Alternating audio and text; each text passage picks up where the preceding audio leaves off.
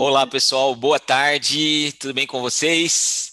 Chegamos aqui ao nosso último dia de lives aqui na Bet Educar, né? Você que esteve conosco na quarta, na quinta, sabe que a gente preparou aqui na Evolucional uma sequência de falas bem encadeadas sobre avaliação e hoje a gente vai para a última fala. Eu sou Vinícius Freasa, sou sócio-diretor da Evolucional. Antes disso, estive na sala de aula, fui professor de química por cerca de 15 anos. Gosto sempre de me apresentar dessa maneira, porque tudo que temos feito na Evolucional tem como foco a transformação da escola, a transformação da sala de aula. Tá? Então, quero agradecer muito o pessoal da BET aí, né, que tem estado conosco, que tem aberto esse espaço, né, essa parceria, e para Evolucional é um motivo de grande orgulho. Um pouco diferente, confesso, porque estamos fazendo online, né, essa feira, uma feira que a Evolucional já estava na sua sexta participação consecutiva. Aliás, a Evolucional, que hoje atende 3.000 escolas em todo o Brasil, cresceu dentro da Educar, e a Bet Educar tem um papel muito importante para nós aqui como empresa, como fornecedores de soluções educacionais. Eu já vou pôr o tema na tela, porque a gente tem bastante coisa para falar. Sejam bem-vindos aqui. Hoje o tema é bastante desafiador, eu acho que ele encerra aqui com chave de ouro as nossas colocações e as nossas reflexões sobre avaliação. Não são apenas reflexões que ficam no campo teórico, a gente leva muito disso para a prática. Escolas que usam as soluções da Evolucional sabem do que estamos falando, né? E hoje eu vou trazer um pouquinho disso para vocês aqui. A gente vai falar sobre personalização da educação, algo que sempre foi muito falado em educação como um santo graal a ser atingido, né? Personalizar a educação, né? O objeto de desejo de todos os educadores é conseguir personalizar a educação, pensando nas características de cada aluno, nas particularidades, enfim, né? E a gente tem se desafiado a falar sobre isso, e mais do que falar, trazer avaliação como alavanca para a personalização, né? Eu trouxe aqui um subtítulo, né, que é a zona de desenvolvimento proximal de Vygotsky e a teoria de resposta ao item. Meu Deus do céu, parecem dois universos distintos, mas a gente vai trazer a convergência deles para vocês aqui, tá bom? Vygotsky, né? Todos os educadores aí que passaram por uma formação em educação, seja licenciatura, pedagogia, uma especialização em educação, passaram por Vygotsky com certeza, né? E hoje a gente vai trazer aí uma visão de como colocar a zona de desenvolvimento proximal em prática mesmo ali na educação, né? A partir da avaliação, o que é mais intrigante ainda, né? Eu rapidamente vou falar sobre a evolucional. Só peço aqui, gente, né? Desculpas antecipadas, caso vocês ouçam algum ruído, algum barulho. Eu tô com uma, eu não, né? Mas existe uma obra acontecendo no apartamento acima do meu aqui, coisas da pandemia, né? Que a gente pode ter que lidar com algum tipo de barulho de furadeira, enfim, tá? Agora tá tudo calmo, mas se ocorrer algum vazamento aí, relevem, por favor, tá? Esse é o nosso time. Aqui está a Evolucional, né? Somos cerca de 70 jovens aqui da região de Campinas que acreditam que o uso de dados pode transformar o processo de aprendizagem. A Evolucional começou em 2014 a sua atuação se dedicando a produzir simulados e avaliações para as escolas brasileiras. Começamos pequenininho, ali com 30 escolas no primeiro ano de atuação, e hoje são mais de 3.000 escolas em todo o país que embarcaram conosco nessa proposta, né? Algo que nos enche de orgulho, mas também nos traz um sentimento de muita responsabilidade, tá? A tese que Evolucional defende é que os dados precisos, organizados, convertidos em informação relevante, podem ajudar as escolas a transformar e entregar uma educação de qualidade. A maneira que nós encontramos para gerar esses dados foi a partir de simulados e avaliações. Sabemos que não é a única maneira. Hoje existem muitas maneiras da escola gerar dados, mas dados sobre aprendizagem, a gente acredita que a avaliação tem um papel fundamental, né? E hoje eu vou começar já a trazer aqui para vocês, a gente veio falando ao longo dessa semana, né, sobre as avaliações. Na segunda-feira eu falei sobre avaliação externa e avaliação processual. Ontem eu dei um foco em como desdobrar o trabalho com a avaliação externa e hoje a gente continua esse foco, mas falando especificamente sobre personalização, né? Quando a gente fala de avaliação externa, é bom termos em mente aqui as principais avaliações externas que ocorrem, não só no Brasil, como no mundo, né? Eu trouxe algumas aqui, né? Quando a gente fala de Brasil, a gente tem a presença do Enem muito forte, o SAEB, né, que é uma avaliação importante para a educação brasileira, mas nós temos outras avaliações também, né, o TOEFL, né, que é um exame de proficiência de língua inglesa, SAT nos Estados Unidos, ACT, o próprio PISA é uma avaliação aí externa, né? O que todas essas avaliações têm em comum, pessoal, além de serem aplicadas por entidades externas à escola, né? Todas elas usam teoria de resposta ao item, né? O TOEFL, o SAT, o PISA, todas elas se baseiam nessa metodologia de medida de proficiência, né? Não é apenas uma nota que é dada para o aluno, mas há uma medida de proficiência e a referenciação dessa medida a uma escala. E é isso que a gente vai trazer hoje aqui para vocês. Eu queria aprofundar um pouquinho nessa TRI. Aliás, por que é importante a gente trazer essas coisas? Eu usei essa imagem ontem e fiz questão de trazê-la de novo hoje. A gente tem observado uma crítica, e eu também sou crítico a alguns elementos da avaliação hoje existentes, né, que estão postas no Brasil. A gente sabe que o Enem precisa mudar, que o SAEB precisa mudar, né?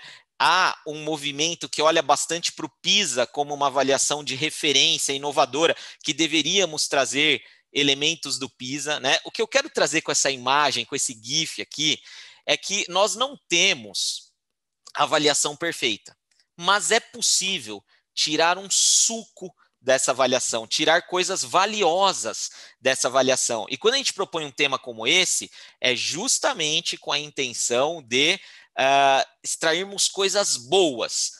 O instrumento não é perfeito, é um instrumento de múltipla escolha, não tem questões abertas de resposta construída, nós não medimos muito o raciocínio lógico, a criatividade dos alunos com as matrizes que nós temos que precisam ser reformuladas, mas há coisas boas. E eu gosto de olhar para coisa boa, né? Já que tem uma série de imperfeições, o que é que há de bom, né? Como eu posso usar essa avaliação, né, que não seja simplesmente eu cruzar os braços e falar essa avaliação é ruim e eu não vou utilizá-la. Não, mas o que é que eu posso extrair de bom dela?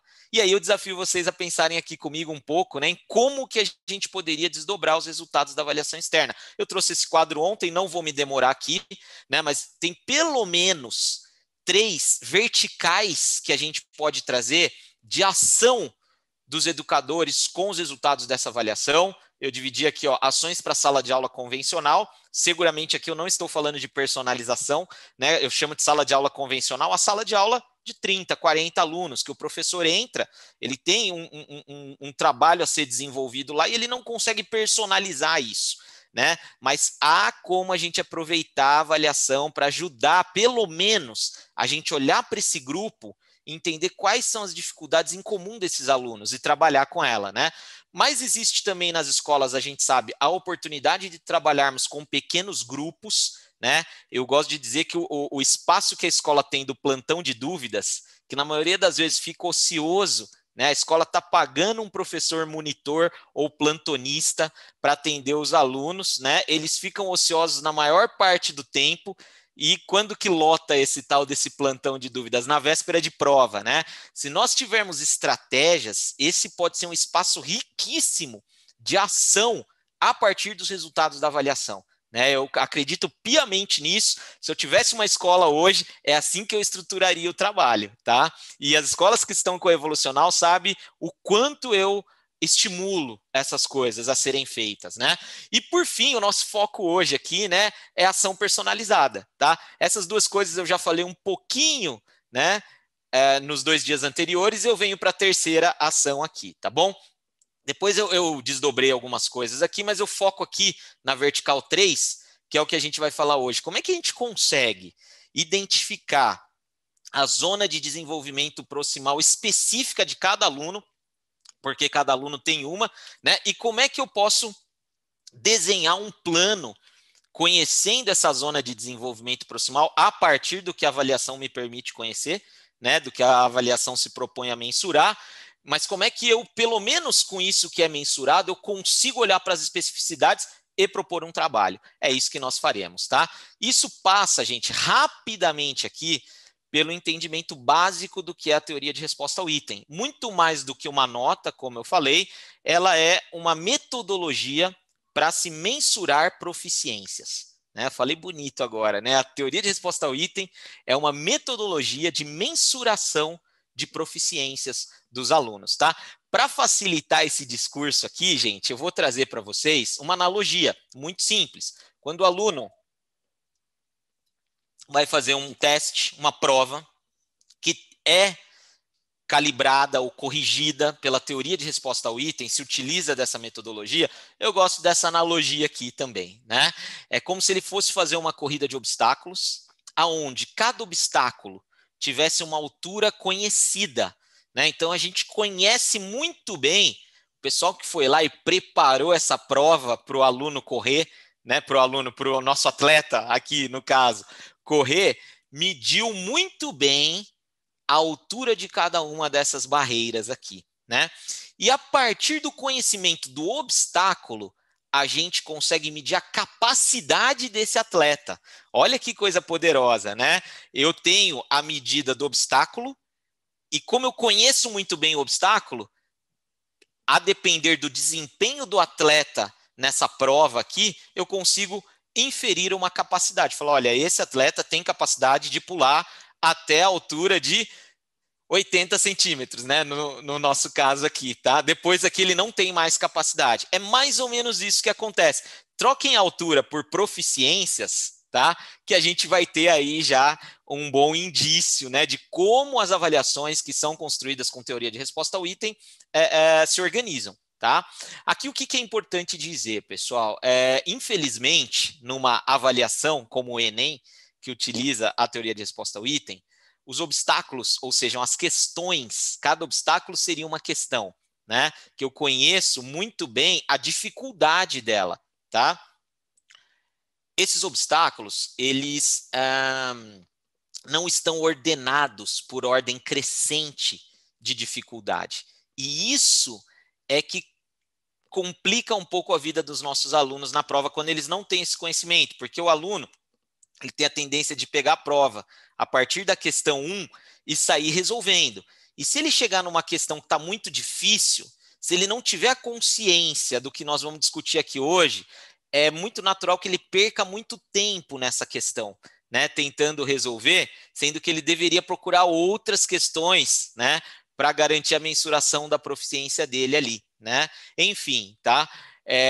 As questões não aparecem nessa ordem na prova. Aqui é mais uma demonstração didática para vocês, tá? Mas a prova é exatamente assim, tá? Eu conheço muito bem os obstáculos ou as questões da prova, qual é o grau de dificuldade delas, e a partir da dificuldade dessas questões, eu atribuo uma proficiência para os alunos, a partir de um cálculo complexo que rola aí. Agora, tem uma coisa muito importante nas avaliações de teoria de resposta ao item. Olha aí esse slide que eu preparei para vocês, né? Quando tem lá um aluno tentando desempenhar, as maquininhas, o algoritmo que calcula a nota, que está representado pelos juízes aqui, né? Eles calculam pelo conjunto de barreiras que o aluno, né, conseguiu saltar, ou seja, pelo conjunto de questões que esse aluno conseguiu acertar. São consideradas não apenas quantas barreiras ele saltou ou quantas questões ele acertou, mas quais foram essas questões, tá? Então essa analogia para mim é muito boa. E tem um agravante aí, que é nessa característica que eu queria focar hoje com vocês, tá? É de se esperar que os atletas consigam saltar barreiras baixas com facilidade e que à medida que esses obstáculos vão aumentando de dificuldade, ele tenha mais dificuldade para saltar, tá? Seria incoerente um atleta desempenhar muito bem numa barreira alta, ou seja, ele conseguir saltar. Já faça analogia, né? O aluno resolveu uma questão extremamente complexa, tá? Mas tropeçar numa questão muito básica, tá? A teoria de resposta ao item, quando isso acontece, entende isso como incoerência. É incoerente o aluno acertar uma sequência de questões difíceis e errar questões muito fáceis, tá? Isso é chamado de incoerência, tá? O natural é que nós esperamos dos alunos e que a teoria de resposta ao item espera, tá? Que eles acertem as questões mais fáceis da prova e assim sucessivamente até chegar num nível de dificuldade que ele não consiga acertar mais. Isso é coerente. Então, a teoria de resposta ao item, ela mede, ela leva em consideração também a questão da coerência pedagógica, tá? Aqui tem um exemplo, né? Considere dois atletas que disputaram uma corrida com 5 obstáculos, tá? Atleta A e atleta B. Tem os 5 obstáculos ali, tá? Ambos tropeçaram, erraram 2 obstáculos, mas conseguiram desempenhar bem em 3. Gente, numa prova tradicional, né, corrigida, tradicional, estou chamando da teoria clássica dos testes, que não leva a TRI em consideração, tá? Esses atletas, né, eles teriam a mesma nota, tá? Ou esses alunos, caso eles tenham feito uma prova, né, eles teriam a mesma nota. É o caso da FUVEST. O aluno A acertou 50 questões na FUVEST, o aluno B acertou 50, a nota deles vai ser a mesma, tá? Independente das questões que eles tenham acertado. No Enem, nas avaliações que contam com teoria de resposta ao item, não é assim que funciona, tá? E se a gente considera o critério da coerência, qual foi o atleta mais coerente entre os dois, gente? Pelo que eu expliquei anteriormente, a expectativa que nós tínhamos dele. O atleta B foi o mais coerente, porque eu esperava mesmo que os atletas conseguissem saltar com dificuldades, obstáculos mais baixos, o aluno acertar as questões mais fáceis, tá? E errar as questões mais difíceis, tá? E o atleta B, então, seria o campeão, embora eles tivessem saltado o mesmo número de obstáculos aqui. Por quê? Porque ele foi mais coerente, né? E essa coerência, gente, ela tem um fundo pedagógico muito sólido, que é o que eu quero trazer para vocês aqui, tá? Tem uma tela aqui fantástica. Isso aqui, quando a gente mostra para os alunos, para as escolas, muitos se impressionam quando veem isso pela primeira vez, tá? Por quê? Nós fizemos um cálculo aqui considerando dados reais do Enem, tá? O Enem de 2012, se eu não me engano, a gente pegou a prova de matemática aqui na Evolucional. Como a gente tinha uns microdados na mão, nós conhecíamos exatamente a dificuldade de cada questão, né? É igual a barreirinha lá, eu conheço, tá? E aí a gente fez uma simulação com 4 alunos. Esses 4 alunos, Luísa, Tiago, Rafael e Raquel, acertaram o mesmo número de questões na avaliação, tá? Nessa avaliação do Enem, da prova de matemática de 2012, tá? Que são 20 questões, tá? Para fins didáticos aqui, nós agrupamos as questões em 3 blocos de dificuldade, tá? Questões fáceis, questões médias e questões difíceis. Repare que a Luísa acertou questões fáceis. As 20 questões que ela acertou foram as 20 mais fáceis da prova, se nós ordenássemos nessa sequência, né? O Tiago acertou 15 médias, 15 intermediárias. Rafael acertou as 15 mais difíceis e a Raquel teve um comportamento aqui bem natural, né? Ela acertou a maioria de questões fáceis, mas errou algumas, né? Errou mais médias e errou bastante difíceis. Na FUVEST, eu estou usando a FUVEST como exemplo, tá, pessoal, de avaliação que não usa teoria de resposta ao item. Esses alunos teriam a mesma pontuação, exatamente a mesma. No Enem, se segurem na cadeira aí que eu vou revelar as pontuações agora. Dá uma olhada, a diferença que faz ser coerente no padrão de respostas que é dado, né? Então tá aí, ó, a Luísa teria essa pontuação aqui com os cálculos que a gente fez. O Tiago, gente, olha que absurdo. Ele acertou a mesma quantidade. Ele tem muitos pontos a menos pela teoria de resposta ao item, tá? O Rafael, então, nem né? Olha que absurdo. Mais de 300 pontos de diferença para a Luísa. Tá acertando o mesmo número de questões, porque isto não é coerente. Como é que este aluno tem capacidade de acertar questões extremamente complexas e erra questões extremamente básicas que muitas vezes são pré-requisitos para as questões mais complexas, né? E a Raquel, que teria um comportamento aí mais próximo da maioria dos alunos, né? Ela teria essa nota, né? Não é tão boa quanto a da Luísa, que é um comportamento extremamente idealizado, é o ideal, né? Mas a Raquel teria essa pontuação. Essa tela ela é fantástica para a gente entender teoria de resposta ao item e a questão da coerência pedagógica. Ontem eu mostrei algumas questões. Não faz sentido você acertar uma questão que usa o conceito de área na matemática, mais teorema de Pitágoras e tal, e você errar uma questão extremamente básica só de áreas, né? É isso que aconteceu com o Rafael, por exemplo, aqui, tá? Ele errou questões muito básicas que muitas vezes eram pré-requisitos para questões mais complexas. É aqui que a gente diz que a teoria de resposta ao item, né, ela tem um sistema anti-chute, ela penaliza um padrão de respostas que parece que foi chutado. Acho que para o Rafael tem duas possibilidades, né? Aqui, ou ele tem problemas muito sérios na base da sua aprendizagem que precisam ser resolvidos e por isso faz sentido uma nota dessa mais baixa, uma mensuração de proficiência mais baixa, né? Ou ele chutou tudo, que é muito provável, né? Para esse padrão de acertos aqui, é muito provável que ele tenha chutado tudo. Isso aqui foram cálculos que a gente fez dentro da Evolucional, simulando situações para os alunos aqui, tá? E aqui, gente, eu só queria, antes de eu mostrar algo para vocês, né? Vamos falar de Vygotsky, mas eu queria dizer que para cada item que é calibrado na teoria de resposta ao item, nós temos aqui uma curva do item, tá, pessoal? Aonde a gente consegue relacionar a probabilidade que os alunos têm de acertar uma questão com a sua proficiência. Repare que até 600, os estudantes têm uma chance baixíssima de acertar essa questão, que nós medimos aqui, né? Quando eu começo a chegar para 600, né? Veja a diferença aqui, gente, de 600 e 700. Um estudante que tem a proficiência 600, ele tem aqui cerca de 30% de chance de acerto nessa questão, tá? O estudante que tem 100 pontos a mais de proficiência, ou seja, ele sabe, ele domina um pouco mais esse assunto, né? Ele tem aqui uma chance muito maior, 80% de chance de acerto. Então, isso aqui é valioso. E nós temos, e o INEP tem, a Evolucional tem, uma curva de calibração para cada item do banco de questões que nós temos aqui, que nos permite, então, calcular essas proficiências dos alunos, né? No nosso caso, eu tenho que dizer para vocês, na Evolucional, a gente foi maturando o nosso algoritmo ao longo do tempo e chegamos a uma precisão hoje de 99,7% em relação aos resultados históricos do Enem, tá? Então, a gente consegue aí ter um ajuste muito legal do nosso algoritmo para o cálculo da teoria de resposta ao item. Muito bom.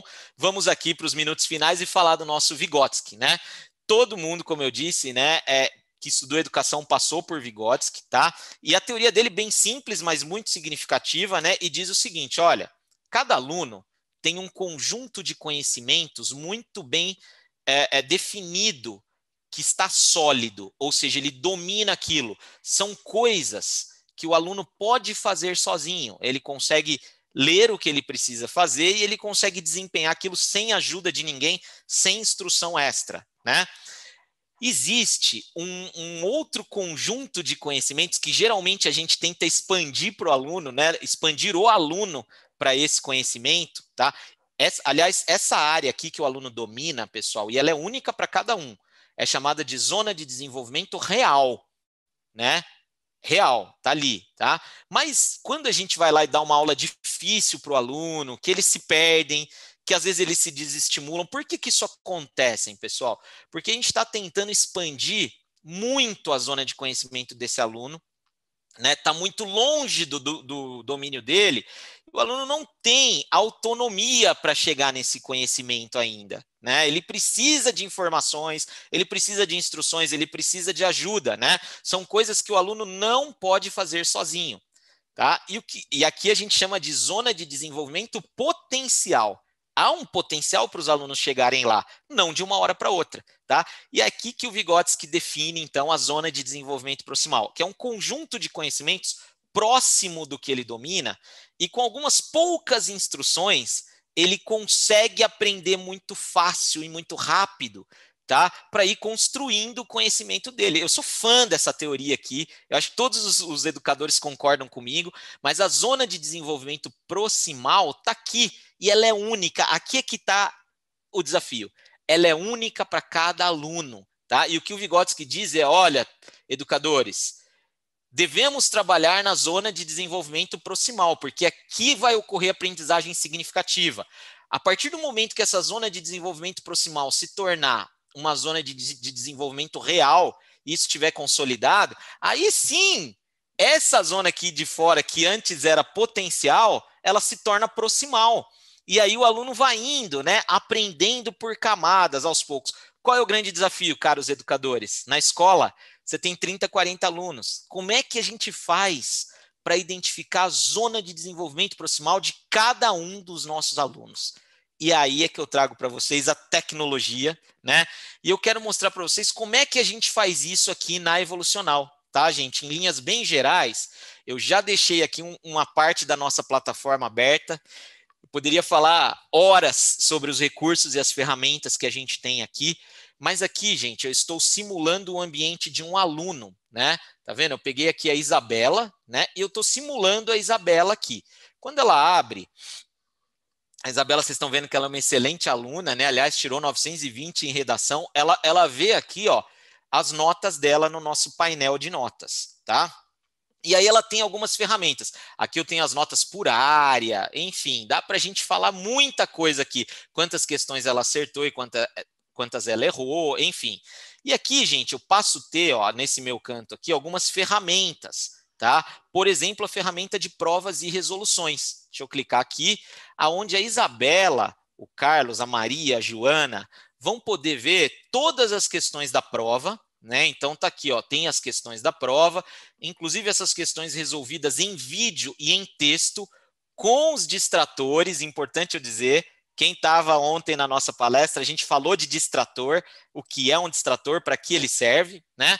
E aqui, gente, nas questões vermelhinhas, né, são os erros que a Isabela cometeu. E como ela está fazendo um simulado, né, com a postura de aprendizado, o que seria muito natural, pessoal? Né, o bom aluno aqui, eu vou rever o que eu errei. Muito bom que eu acertei um monte de questão. Aqui eu tenho as diversas áreas do conhecimento, linguagens e códigos, ciências humanas, natureza e matemática, tá? E vermelhinho eu tenho as questões de cada área que eu errei, tá? Que a aluna errou aqui no caso. Muito bom. Pessoal, o bom aluno, né, ele olharia esses vermelhos, já ficaria desesperado aqui para revisar essas questões. Qual é o problema desse tipo de atitude, gente? O problema é que eu não sei aonde eu devo gastar mais ou menos foco, esforço e energia. Uma vez que eu tenho aqui dezenas de questões, essa prova tinha 180 questões, ela tem dezenas de questões que precisa revisar, tá? E aí a gente coloca a teoria, agora eu consigo convergir as duas coisas, né? Aqui a gente coloca, pessoal, a teoria de resposta ao item para conversar com a zona de desenvolvimento proximal de Vygotsky. Por quê? Uma vez que eu tenho a mensuração dessas questões, eu consigo, gente, organizar uma trilha de revisão de prova personalizada para cada aluno, tá? Considerando quais são as questões que esse aluno errou, esse aluno específico errou, mas que ele tinha grande chance de acerto. Lembra das curvas do item que eu mostrei para vocês?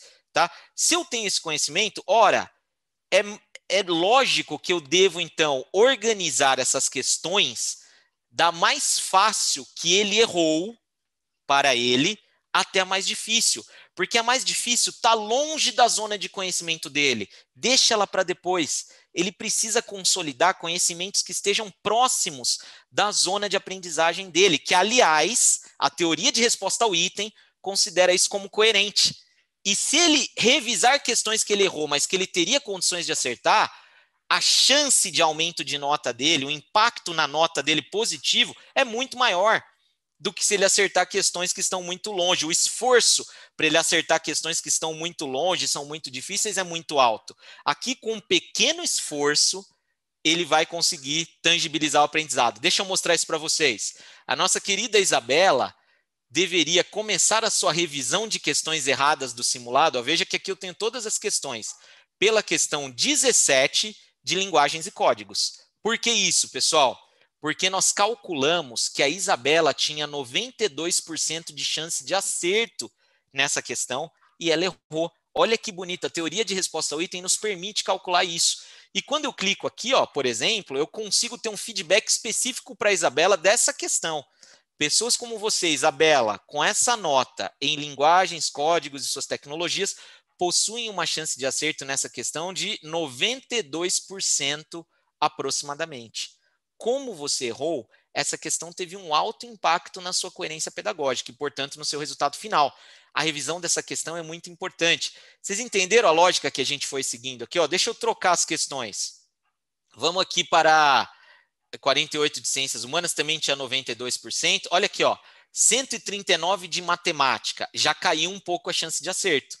Ou seja, eu organizo para essa aluna, né, e para cada um dos alunos uma trilha diferente, considerando questões que ela tinha maior potencial de acerto, mas ela errou, e, portanto, houve um grande impacto na nota dela, mas que com pouco esforço, zona de desenvolvimento proximal de Vygotsky, ela consegue aumentar muito seu desempenho, tá? Aí ela viria para 139 de matemática, né? E vocês veem aqui que a gente usou até um gradiente de cores, né? Por exemplo, deixa eu pegar aqui uma questão que esteja aqui em torno dos 50% de chance de acerto, tá? Para vocês verem. Aqui, ó. Pronto. Veja, pessoas como você, Isabela, né, com nota 736 em ciências humanas, possuem uma chance de acerto nessa questão de 50%.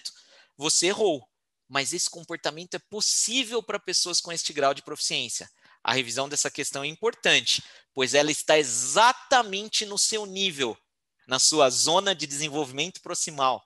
Não é nem uma questão muito fácil, nem muito difícil para você. Ou seja, está na sua área de aprendizado. Certo, pessoal? É isso que a gente faz, né? Até chegar em coisas como essa aqui, ó. Quer ver? Deixa eu pegar. Olha essa daqui. Essa daqui, ó, por exemplo, é um bom exemplo. Ela errou, mas ela tinha 14% de chance de acerto, ou seja, uma chance baixa, né? Então, veja. Ô, Isabela, você errou. Você tinha nota 728, né? Você tinha 14% de chance, mas você errou. Aqui é o que a gente coloca. Você errou. Mas esse comportamento é esperado para pessoas com este grau de proficiência. Então tá tudo bem. Não dê prioridade para isso agora. Tem coisas anteriores que você precisa resolver para garantir a tua aprendizagem significativa. É isso que a gente está dizendo aqui, né? Revise essa questão, claro, você errou, você precisa revisar, mas com baixa prioridade. Vá atacar primeiro questões que estão mais próximas da sua área de aprendizado, né? E aqui, gente, que a gente acredita que a gente começa a conseguir personalizar a educação, porque eu consigo organizar uma trilha dessa para cada aluno, e ela é diferente para cada aluno, né? Depende da proficiência do aluno e da proficiência das questões, do grau de dificuldade das questões, para a gente organizar aqui, tá bom? Eu gostaria de falar muito mais sobre isso aqui, mas o tempo acabou, né? Tem outras coisas de personalização aqui, como, por exemplo, um simulador SISU, que a aluna consegue usar, os alunos, né? As notas do simulado para simularem efetivamente a aprovação em universidades naquele momento. E se não for aprovado, tudo bem, porque ela vai ter tempo de focar naquilo que ela precisa para ser aprovada, né? Então a gente consegue entregar a personalização desse jeito. Quando eu falo, pessoal, de tirar suco da limonada, né? Com esse GIF que eu trouxe para vocês, é disso que eu estou falando. A prova do Enem é é a melhor avaliação do mundo? Não é. Mas se a gente conhece os detalhes, conhece as mensurações, a gente vai conseguir tirar um bom suco desse limão ou dessa laranja aí, né? E é isso, gente. Eu queria encerrar, dizer para vocês visitarem o nosso stand. Quem está aqui e ainda não conhece Evolucional, se for lá no stand e clicar para deixar o cartão lá no contato, né? Você vai ganhar um simulado online gratuito Evolucional com todos esses para a sua escola toda, com todos esses recursos de personalização aqui também, tá? Gosto muito de terminar com essa frase aqui: o que pode ser medido pode ser melhorado. A gente não pode medir os alunos a partir de uma avaliação só para rotular. mas a gente deve medir para melhorar a aprendizagem deles, tá bom?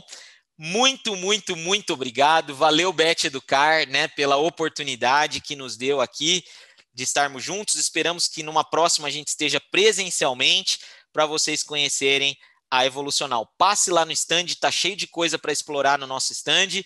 A gente agradece e esperamos até a próxima, pessoal. Obrigado, obrigado ao meu vizinho aqui que se segurou, né, sem eu precisar falar nada, mas não tivemos interferências da reforma aqui em cima. Obrigado, pessoal. Um beijo para vocês. Passa lá no stand. Tchau, tchau.